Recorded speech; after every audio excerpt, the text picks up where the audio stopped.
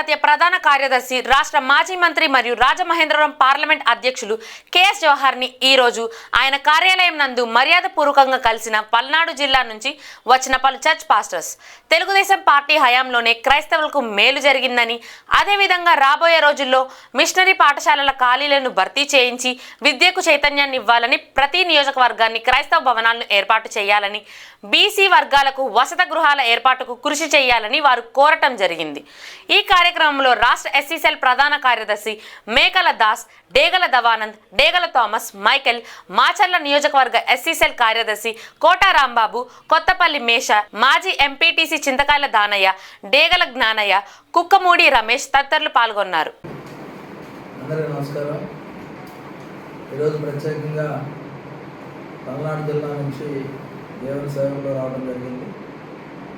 చంద్రబాబు నాయుడు గారు అధికారంలోకి వచ్చిన తర్వాత ప్రధానంగా విద్య మీద, అదేవిధంగా ఉపాధి మీద దృష్టి పెట్టినటువంటి సందర్భంలో ఆనాడు క్రైస్తవ మిషనరీలు ఒక లక్ష్యంతో ఆయా ప్రాంతాల్లో ఉన్నటువంటి ప్రజలందరికీ కూడా విద్యను అందించాలనే ఒక సంకల్పంతో ఎయిడెడ్ పాఠశాల నిర్వహణ చేసే సందర్భం.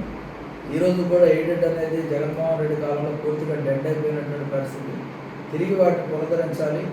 ఎయిడెడ్ పాఠశాలల ద్వారా పేదలు, బడుగులు, బలహీన వర్గాలకు విద్యను అందించాలనే ఒక సంకల్పంతో దాని పునరుద్ధరణకి ప్రత్యేకంగా శ్రద్ధ తీసుకోవాలని కోరడం జరిగింది.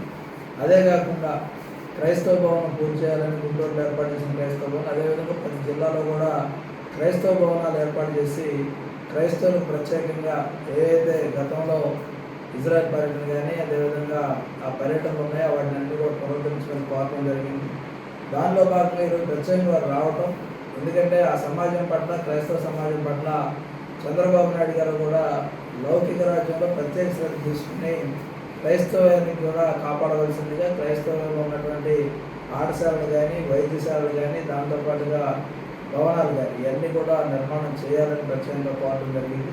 దీన్ని తప్పకుండా తెలుగుదేశం పార్టీ తరఫున చంద్రబాబు నాయుడు గారికి నివేదన సమర్పించి రాబోయే రోజుల్లో వాళ్ళు ఏదైతే కోరుకుంటా ఉన్నారో అవన్నీ కూడా ఇవ్వడానికి, దాంతోపాటుగా బీసీసీలో చదువుతున్నటువంటి పిల్లలకి వారికి స్కాలర్షిప్ల విషయంలో కానీ, వాళ్ళ సదుపాయాల విషయంలో కానీ, దాంతోపాటుగా వాళ్ళకు కూడా ప్రత్యేక వసతి గృహాలకు ఏర్పాటు చేయడానికి కూడా కోరడం జరిగింది. అవన్నీ కూడా చేయడం కోసం ప్రత్యేకంగా చంద్రబాబు నాయుడు గారిని కూడా కలిసి వారి సమస్యలను ఆయనకు తెలిపి త్వరలోనే వాటి పరిష్కారాన్ని కృషి చేస్తామని హామీ ఇస్తాను.